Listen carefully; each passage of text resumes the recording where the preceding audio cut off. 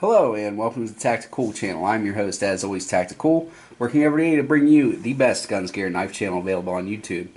And in today's video, we're going to go ahead and take a look at the Benchmade 940.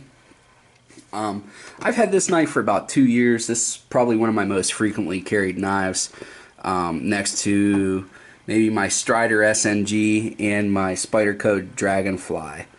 This thing is just—it's really a joy to carry. It's a lot of knife for all the bigger the form factor is.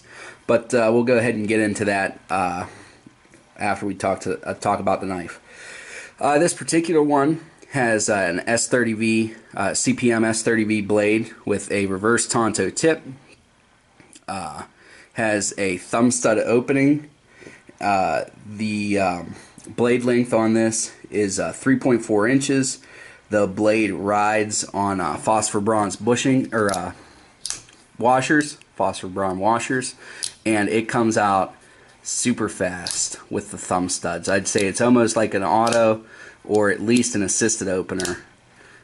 It's really just fast deploying knife here. Really fantastic.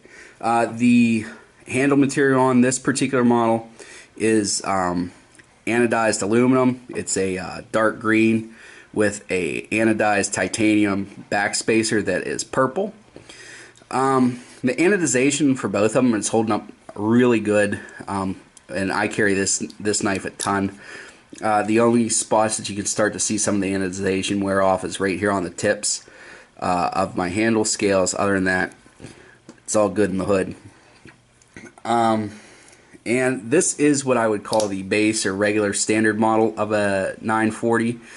They also have models that have a S90V blade, carbon fiber scales, and G10 scales now.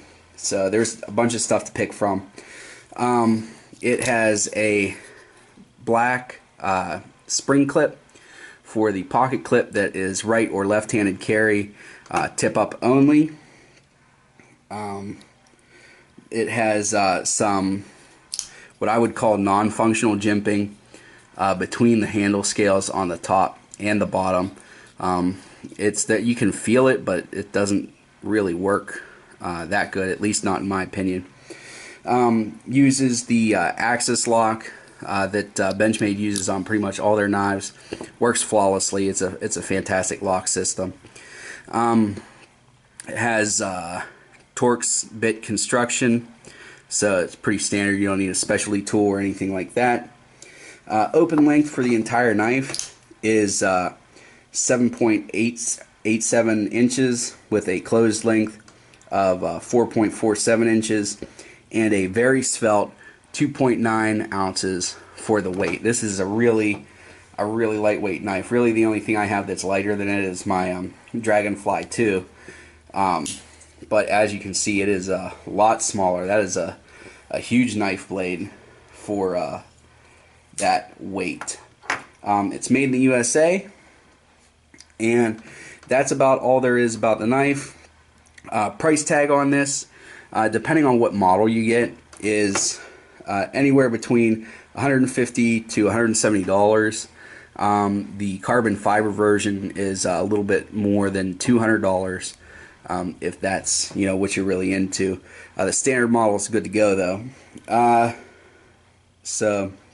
The best place to get it, at least in my opinion, your cheapest place would be Amazon again. So there's a link in the description below of this video to where I would get it from on Amazon. It does support the channel if you buy it through the link, so any help like that would be appreciated.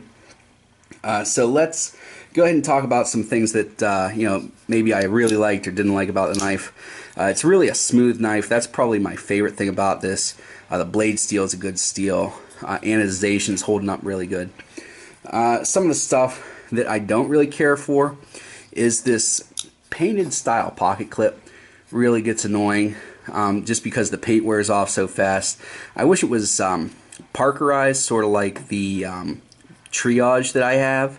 That'd be really nice, or just polished plain steel pocket clip would be good. As you can see, this particular one got bent and I had to rebend it, so that's why it's got this kind of bubble here to it. The jimping, it's nice that they tried, but it makes me mad that they tried and failed that bad. So I wish that this was a little bit more aggressive. And the last thing, and this is just a qualm of mine, is that the thumb stud is a little bit in the cutting path of the back of the knife. So if you were trying to use the heel of your knife, you might start to hit some of your thumb studs. It's not very much or by a lot, but it is in the cutting path. But that's a lot of thumb stud knives. That's just part of the issue. But other than that, this is a fantastic knife. I would buy this 100 times over. I'd recommend it to anybody that's looking for an EDC knife, which is where this knife is at home. I'm going to go ahead and I'm going to give this a 9 out of 10, just because mainly the jimping not being functional and the thumb stud being in the cutting path. But those are two really minor things. Like I said, 9 out of 10. And that's all I have for you guys today. As always, please remember to like, comment, and subscribe so that you can be one of the first to view my videos as they become available. Till next time, tack out.